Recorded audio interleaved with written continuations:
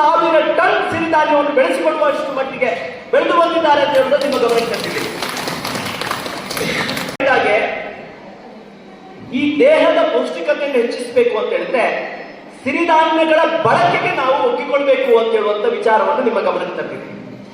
ಇವತ್ತು ಆತ್ಮೀಯರೇ, ಸಿರಿಧಾನ್ಯ ಸಿರಿಧಾನ್ಯ ಸಿರಿಧಾನ್ಯ ಅಂತ ಹೇಳ್ತಾರೆ. ಕೆಲವರಿಗೆ ತಲೆ ಕೆಟ್ಟೋಗ್ತದೆ ಸಿರಿಧಾನ್ಯ ಅಂದ್ರೆ ಏನು ಅಂತ.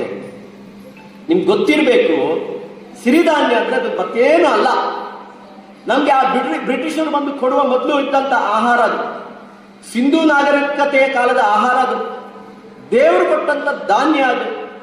ನಮ್ಮ ದೇಹವನ್ನು ಸದೃಢವಾಗಿ ಇಟ್ಕೊಳ್ಳಿಕ್ಕೆ ದೇವರು ಕೊಟ್ಟಂತ ಧಾನ್ಯ ದೇವಧಾನ್ಯ ಅದು. ಅದಕ್ಕೆ ಹೆಸರೇ ದೇವಧಾನ್ಯ ಅಂತ ಹೇಳಿ. ಅದನ್ನು ಸಣ್ಣ ಧಾನ್ಯ ಆಗಿರೋದ್ರಿಂದ ಅದನ್ನು ಕಿರುಧಾನ್ಯ ಅಂತ ಹೇಳಿದ್ರು.